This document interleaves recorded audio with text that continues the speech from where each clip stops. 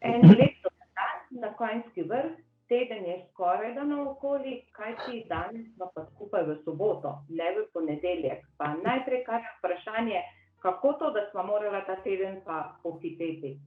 Ja, morda je kdo poslušal danes tudi ob 17, kjer sva bila ob prazniku upora gosta nekdanja komisarka Violeta Bulc in pa jaz. Ta hip pa teče pogovor tudi na Radio Maribor, tako da je tokrat snemanje. Torej, smo v kontaktu prej, te, ki nam sledijo, pa pozdravljam v ponedeljek oziroma takrat, ko bodo odprli ta posnetek na YouTubeu, kje smo že potem, ne. Tako na YouTubeu Knjižnice Šmarje pri Jelšah posnetek odpremo oziroma premierno predvajamo vsak ponedeljek ob 18. uri zvečer, potem pa tako ostane cel teden. Kako si preživel ta teden, ki je za nami? Mislim, da si nekaj sadil po vrtu. Ja, zalival sem, posajeno je, to, kar je že lahko, ne. Tudi danes ob 7. zjutraj maša, potem, vstal sem že seveda tam po 4. uri, kapela, štala, z lepo slovensko besedo rečeno, maša ob 7, potem domov, gospo Kapro je bilo potrebno spustiti na pašo, ker dokler ni vročine, danes je sonce, ker je sobota dopoldne, takrat se ona najraje pase, ko pa pride sonce in pa toplota in začnejo letati po zraku insekti in tega gospa ne mara, in potem gre v hlev. Tako da je ta trenutek v hlev, sem pa vmes kaj sem počel? Zalival sem, vmes razmišljal, potem sem zlagal drva, vmes razmišljal, in potem sem te poklical, če lahko posnamem malce prej, kot sva bila dogovorjena, in seveda sta z Lukatom bila na voljo, tako da to je to. Med tednom pa, ja, zelo zanimivo, na nek način zaključujem raziskovalni del za knjigo o gradiščih. Odpirajo se fascinantne zadeve, v bistvu zdaj, ko imam vse na enem ogromnem načrtu, zdaj mogoče bi lahko drugič pokazal, kako to je, ten načrt velik približno 3x4 metre, leži na tleh in jaz se po kolenih plazim, kjer so vrisana že vsa gradišča, vsa ozvezdja, zakonitosti medsebojnih povezav, in zdaj čisto na koncu se je odprlo še zdaj, ko vidim vse, ne, vidim, da je v to postavitev, kakor na nebu, tako na zemlji, da je v to postavitev zakodirano precej sporočil, ki bodo zelo pomenljiva, zelo aktualna tudi za naš čas in prostor. In mislim, da če tako rečem, z nekim presežnim interesom se ni ta zadeva odkrila ravno v tem obdobju, ker je tudi po sami simboliki, po sami shemi, po samem vzorcu postavitve izjemno zanimivo. Že imaš kakšen osnovni načrt, kdaj bo ta knjiga zagledala luč sveta? Ja, torej, pomagajo mi že vnašati v računalniku, v računalniku so praktično potem seveda za tisk že skoraj vsa ozvezdja, potem pa bo potrebno še te povezave, ki so pa zelo bistvene, ne, vnesti. To bo nekaj dela, ne, kar precej ampak to je delo za oblikovalce, jaz moram biti sicer zraven, ker je pomembna izjemna natančnost, ne, tu ne more biti nekaj približno, ampak izjemno natančno. Potem pa me čaka pisanje, ne. Pisanje bo pa po moji presoji 2 leti, zato ker imam vmes še načrt za eno sicer drobnejšo knjižico, ampak tudi zelo, zelo pomenljivo, ki bo pa govorila o tem, kako nas že od malega preko iger na nek način uvajajo, da nam v miselno shemo vkodirajo modele manipulacij. Jana, hvala, ker si mi poslala knjige, za katere sem te prosil, sem jih dobil in so mi pomembne. Pri tem razmišljanju, ne, to bo pa predvsem knjiga, ki nastaja na podlagi opazovanja, kako ljudje ravnamo, ne, kako delujemo, v tistem delu, ko je to samo po sebi, torej utečeno, in pa seveda je treba, se mi zdi, je neki čas, v katerem se budi zavest in je kar marsikaj dozorelo, da ozavestimo in prerastemo. In sem neizmerno hvaležen, da se lahko srečujem z ljudmi, ki se budijo, v katerih se budi zavest, z ljudmi, ki preprosto nekaj se v njih prebudilo. Zdaj, ne bom rekel kar samo po sebi, ne. En moj prijatelj, ki je, bi rekli, on pravi ateist, ne, ampak je fizik, mi je to razložil čisto na podlagi, matematično oziroma na podlagi situacije v kozmosu. Zelo zanimivo, mogoče bom to tudi njegovo misel oziroma to razmišljanje nekoč opisal. Tako, in s tem že počasi prihajava na najino današnjo temo. Jaz sem že bil skoraj za celo srečanje. Ja. Ne bova brez skrbi. Moram povedati, da sem zelo vesela, da dobivamo odzive. Kar precej elektronske pošte dobivam z mnenji, z vprašanji, s pobudami, o čem se naj pogovarjava. Tako da mislim, da imamo kar nekaj tem že določenih. Mislim, da bomo lahko kar tam, do poletja oziroma v poletje se pogovarjala. Ne bomo v jesen začeli se srečevati pri nas. Ampak za danes bi mogoče prebrala del pisma, ki ga je napisala gospa Bernarda in je nekako uvod v to temo oziroma nadaljevanje tistega, kar sva začela že preteklo srečanje. In sicer tako je gospa Bernarda poslala predlog za 3 teme, ampak danes bova iz tega izluščila eno. Napisala je: jaz sama se pa strašno veselim naslednje teme, ki ste jo načela že v zadnjem video srečanju, po potrebi po umiku v samoto. Mislim, da je ta čas še posebej izpostavljena ta težava, sploh za ljudi, ki se morda nimajo kam umakniti. Nekateri mi pravijo, da se umaknejo takrat, ko začutijo, da potrebujejo trenutek zase, pa ali se nimajo kam, ali pa jih nasilnež, narekovajih, verbalno tako dolgo zasleduje, da potem poči. Kako bi naj delovali, da očuvajo sebe in druge, pa se imajo drugače zelo radi. Samo, to je na primer od mati hči, ki ima tudi že sama malo hčerko.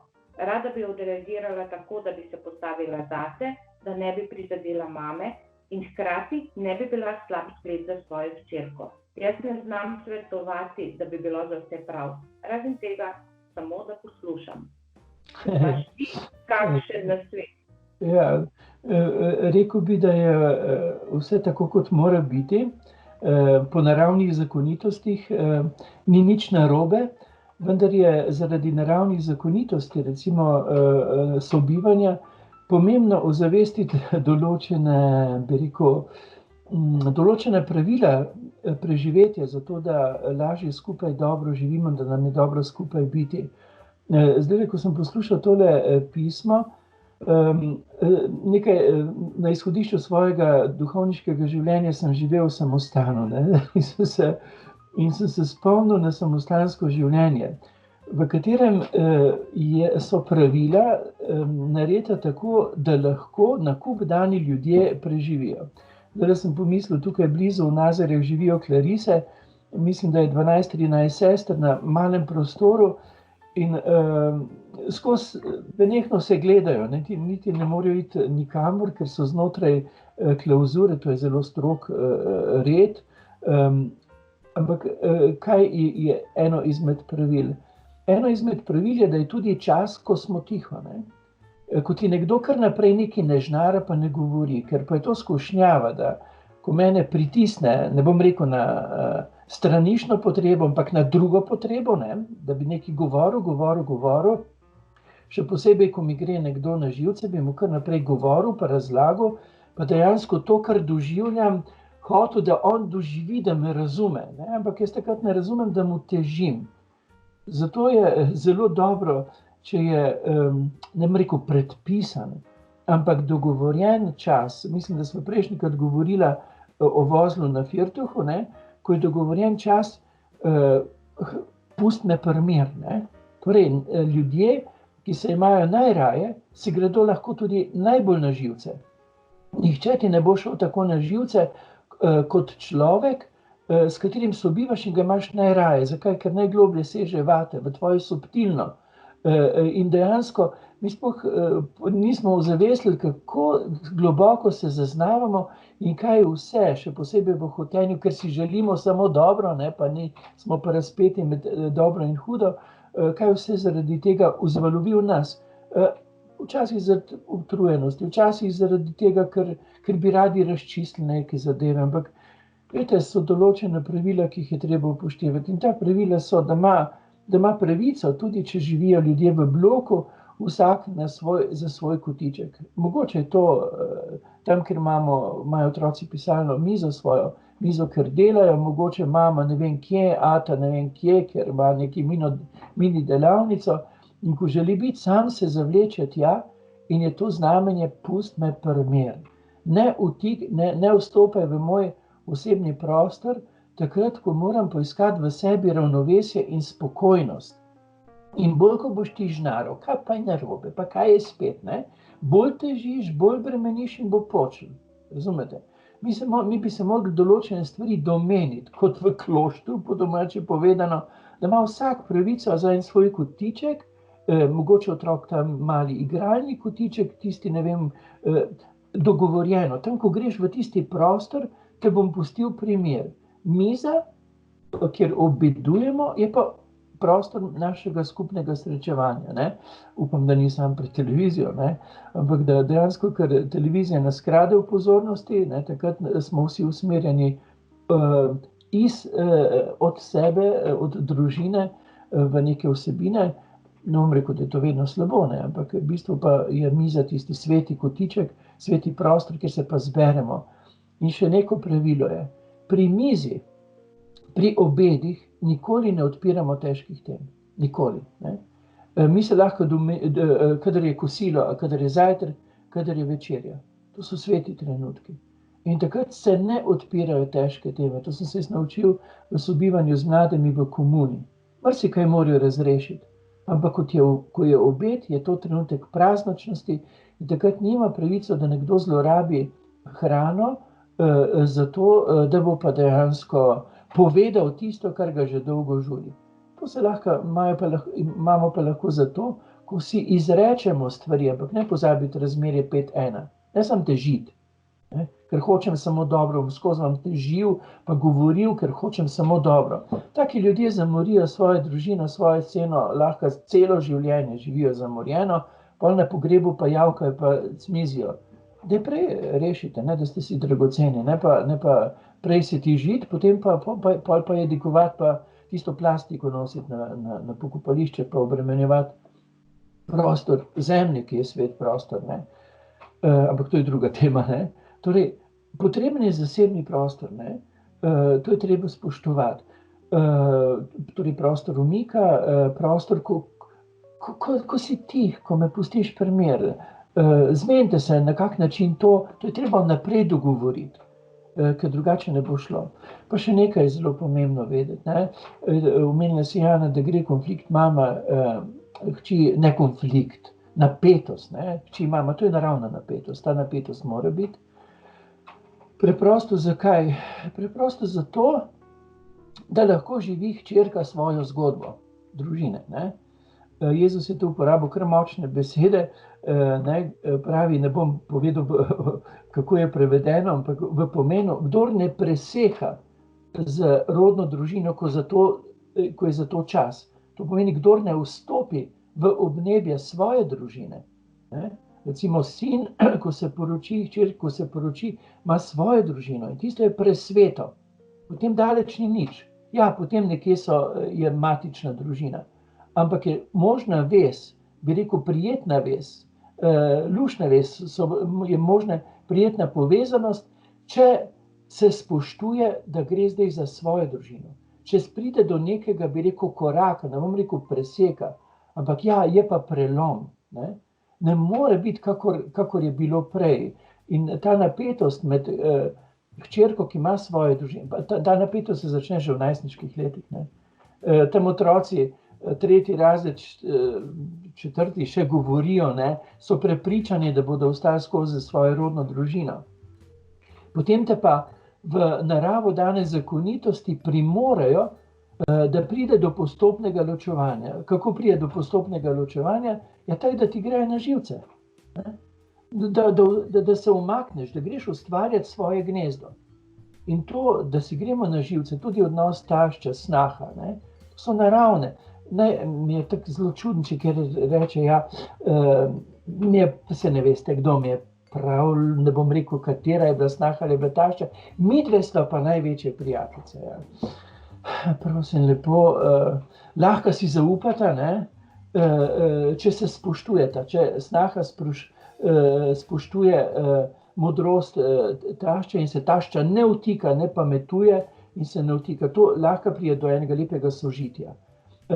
Ampak drugače pa, jaz vedno pomislim, a pa ni to neki teror, to pomeni, ali se je snaha popolnoma podrodila, pa je bo enkrat živčki počel, te naravne zakonitosti je preprosto potrebno upoštevati, vsi gremo na živce, nič ni narobe. Narobe bi bilo, če nekemu odraščajočemu, ki prerašča rodno familijo, najbližji starši ne bi šli nikoli na živce. Jaz tako spomnim, ko sem bil v 7. razredu in ko me je poklicala mama, Karli, kar takle mi je začel delati. In nisem imel zakaj, jaz sem mamo rad, sem jo rad, jo imam še vedno rad. Ampak ja, moral je biti to, nič ni narobe, ker drugače jaz ne bi stopil na samostojno pot. In tudi potem, če so primorani živeti v istem gospodinjstvu, je pač treba upoštevati, da je prišlo do preseka in se starši nimajo kaj vtikati v družino svojih otrok. Razen, če jih otroci vprašajo, če jih prosijo. Vsi skrbijo otroci za svoje starše. Ampak to ne pomeni, te meje je treba spoštovati. In ne ustvarjati, hoteti na silo ustvarjati nekaj nenaravnega, potem pa kar naprej poka, pa si kar naprej prizadeta kot tašča in si kar naprej ranjena kot snaha oziroma hčerka in ima slab občutek, ker ne moreš biti potrpežljiva. So naravne zakonitosti. In zato je rekel Jezus, celo poudaruje, resnično, takrat to je močen poudarek.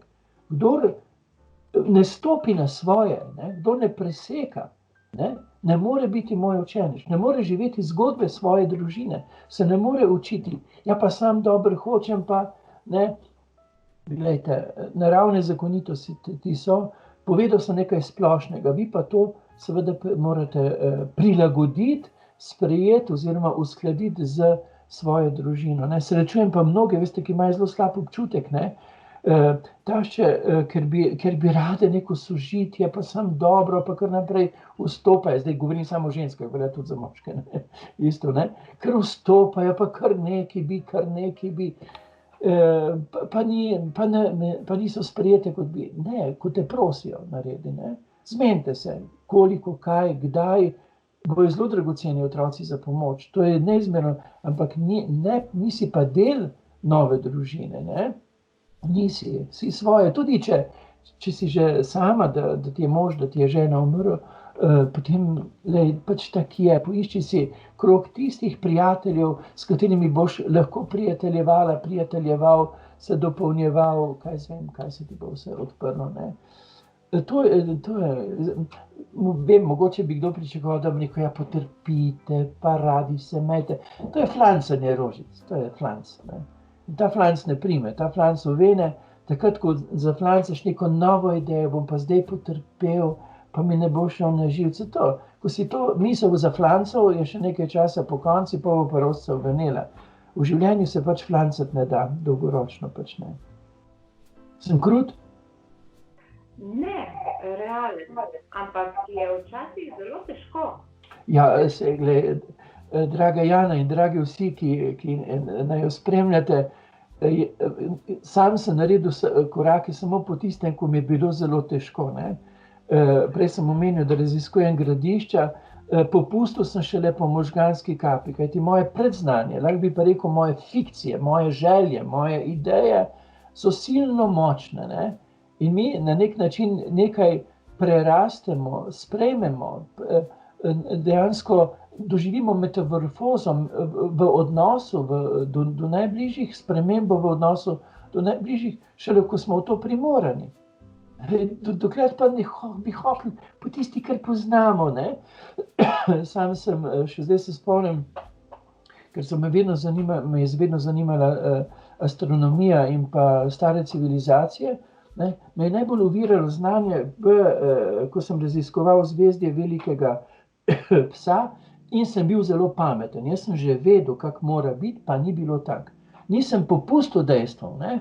Šele po možganski kapi me je delno srečala pamet, še vedno se zelo učim. Tudi zdaj, ne, sem trenutno, vem, da se bo odprla neki nov veliki uvid, ampak dejansko nimam pojma še, kaj bo to. Zrem in se učim in sem pripravljen na spremembo glede na dejstva. To je tisto, ne, ko mi doživljamo to so naravne stvari.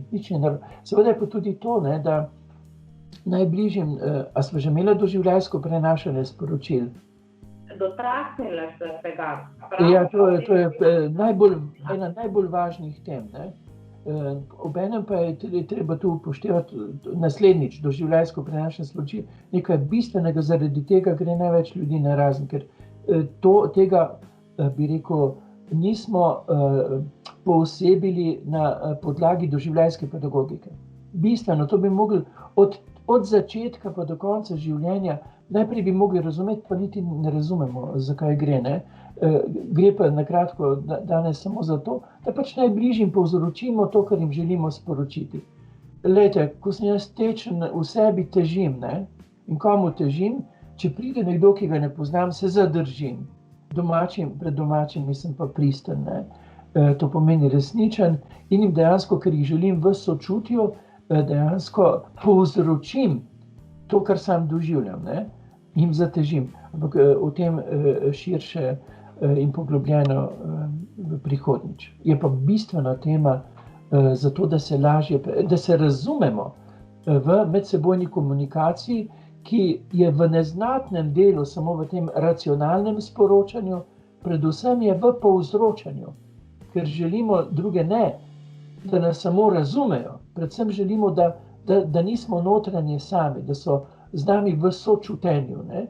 Zato, ko nas nekaj težimo, ne zato, ker se nimamo radi, ampak preprosto zato, ker želimo doživeti to, bi rekel, globinsko enost družine, ne.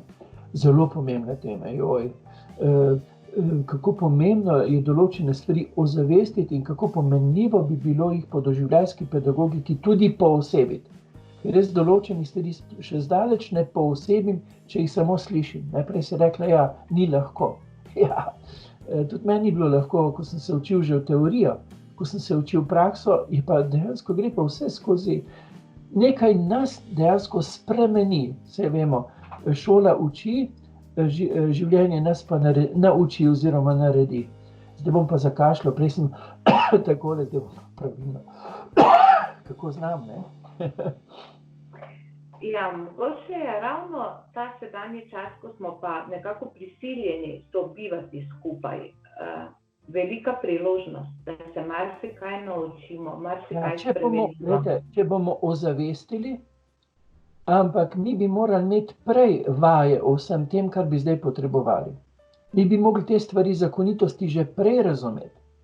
Ne pa, da nam idealizirajo, ne, kak naj bomo, ne, pa budijo slabo vest, če nismo. Ne, to je oslarija. Razumete? Vse je v priložnosti. Vsaka kriza, vsaka stiska je priložnost za preraščanje, za uvid, za osvoboditev. Ne? Razumete? Zdaj, to je recimo, če bi sam ne znal voziti avto, pa bi me zdaj en dal avto, pa rekel, zdaj imaš pa priložnost, da avto peleš, ja ne bom ga znal, zaletel se bom, ne. Isto zdaj, recimo, ljudje ki niso poznali teh zakonitosti, predvsem pa jih niso poosebili, niso delali na tem. So rožce sadili, lahko tudi zelo pobožno, potrpi, pa tako naprej, pa moramo biti, kako flancanje, ne. Mi moramo poznati zakonitost sobivanja, naravne zakonitosti. Tudi, če smo pobožni, Bog je dal zakone v stvarstvo in jih ne bo spreminjal, ne. Ampak moramo se mi dejansko tem zakonitostim prilagoditi, jih poosebiti in se potem fajn imeti. Življenje je zanimiva priložnost, ni pa fertik zadeva na Versajskem vrtičku. In zato smo tudi hvaležni tebi, da nas opominjaš, da nam govoriš o teh zakonitostih. Ja, govorim jih samo zato, ker moram sam skozi njih. Ne? Če ne bi mogel sam skozi njih in to zelo, zelo konkretno, ne lahko, jih ne bi ozaveščal. Ko govorim, takrat, ko nekaj zavzeto govorim vam, samo zavzeto, zelo zavzeto pripovedujem sebi. Vi lahko izmerite nekako, kako daleč sem sam v osebnem življenju in boste spoznali, da sem samo učenec življenja, ki pa mi je to življenje zanimivo, in razbiram njegove zakonitosti. Dosti sem imel eno možgansko kap, da ne bom težil pa delal nasilje še naprej, dokler mi ne bo v glavi počlo. To je bilo, upam, da dovolj zaenkrat, zdaj pa vem, da se moram te zakonitosti, da jih moram razbrati, tako kot pri gradiščih, jih moram razbrati tudi v naših medsebojnih odnosih. In vam moram povedati, to je najbolj zanimiva zadeva. Mukotrpna je, ko hočeš nekaj na silo, ker hočem samo dobro, bo tako in dobro bo samo, če bo tako. Ja, nasilnež, ne gre tako, Treba bo dejansko postati voljan učenec življenja.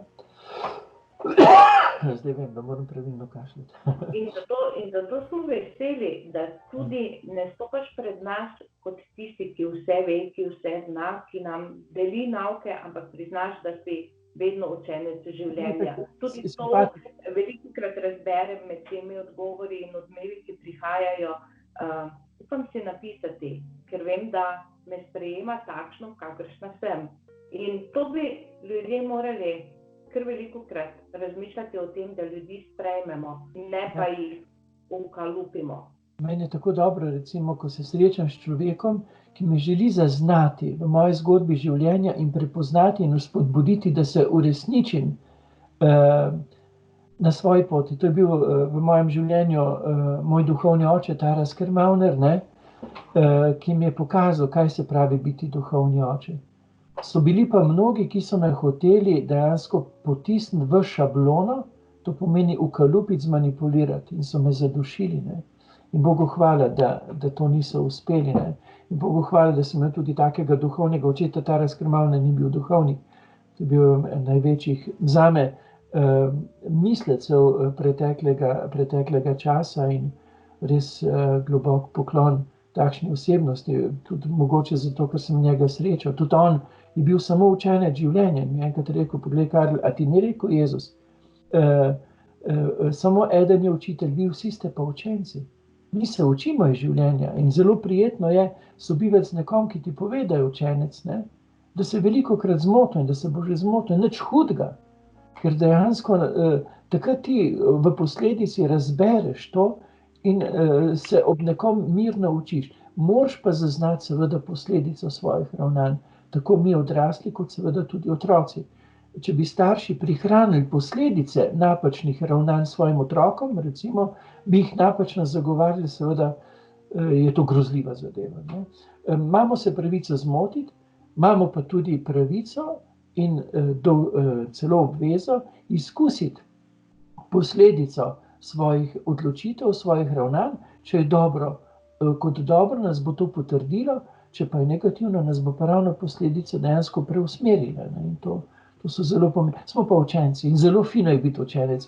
Pravzaprav sem ugotovil, da se v status popolnih učiteljev zakrijejo samo tisti, ki so zelo negotovi, ki so pravzaprav celo prestrašeni, ki niso bili sprejeti in potem se skrije v šablono, da bi mu dali kljukico, ne. Ja, življenje pa dejansko nasproti oči, ne. Sami vemo, se ti lahko teoretično si zelo pameten, ampak tako kot pri gradiščih jaz, ne, evolucija človeka, ali pa če hočete odrešensko evolucija človeka, ne, še zdaleč ni končana, ne. Pred nami so silni horizonti, preobrazb, v katere bomo vstopili. Tako bova pa zaključila midva najino današnje javljanje. Že? Ja, že. Koliko časa smo pa klepetali? Mislim, da pol ure. Že? Luka kaže, da to je dovolj za enkrat. Če tako reče tehnik, naj bo tako. In se mu tudi zahvaljujemo, ne, za to, da lahko se takole družimo. Pa tebi, Jana, hvala za povabilo, pa da mi zastavljaš vprašanje, tako je mnogo lažje, pa na nek način hvala tudi vam, ki nas spremljate, pa ki zastavite vprašanje. Ne pozabiti, ne, najlepše je biti učenec. Ni nič narobe, če se zmotimo, krize so samo dobra priložnost, tesnoba je znamenje, da nas želi življenje iztisniti, dejansko postaviti v neko drugačno razmerje.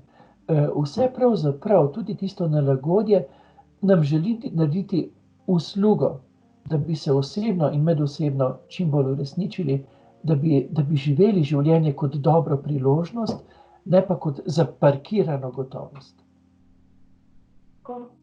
To je to. Čez teden dni. Kaj ćemo dodati? Čez teden dni se zopet vidimo in slišimo. Zdaj zopet nazaj delati, in sicer bom šel grabiti nekaj, kar me že nekaj časa čaka tam na poti. Naj vam bo prijetna pot do prihodnjega tedna. Takrat pa zopet v ponedeljek, ne? Tako, ponedeljek, hvala in pozdrav na Konjski vrh. Ja, Luko in pa seveda vsem. Srečno. Srečno.